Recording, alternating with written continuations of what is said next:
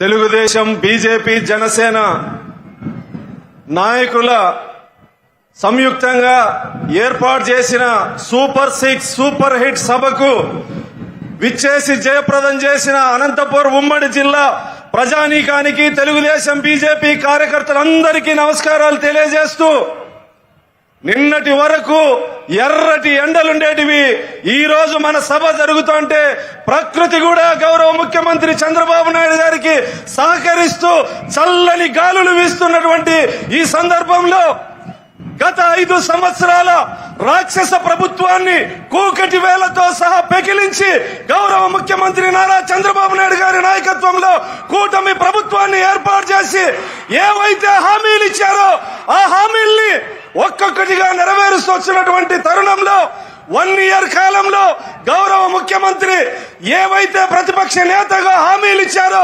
అవన్నీ ఒక్కొక్కటి నెరవేరుస్తూ ఈ రోజు అనంతపూర్ నడిబొడ్డున విజయ గర్వంతో ఏదైతే మాట ఇచ్చాడో అవన్నీ నెరవేర్చామని చెప్పి సందర్భంగా గౌరవ ముఖ్యమంత్రి సందేశం ఇవ్వబోతా ఉన్నారు.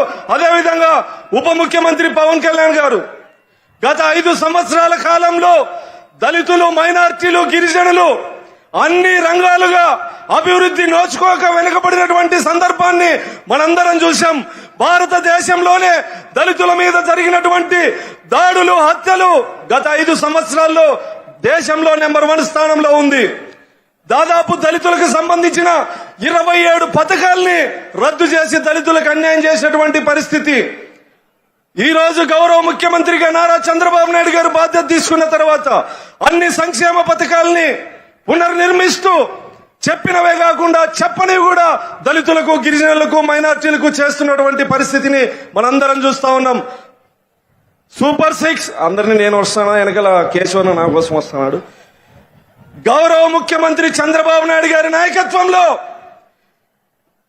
రాబోయే రోజుల్లో భావితరాల భవిష్యత్తుకు పునాదులు వేస్తూ ఒకవైపు సంక్షేమాన్ని అందిస్తూ ముందు చూపుతో ముందుకెళ్లేటువంటి దార్శనికుడి నాయకత్వాన్ని మనందరం బలపరచాల్సినటువంటి అవసరం ఉందని తెలియజేస్తూ చంద్రబాబు నాయుడు గారి నాయకత్వం, చంద్రబాబు నాయుడు గారి నాయకత్వం, పవన్ కళ్యాణ్ గారి నాయకత్వం, యువనేత నారా లోకేష్ గారి నాయకత్వం, నరేంద్ర మోడీ గారి నాయకత్వం.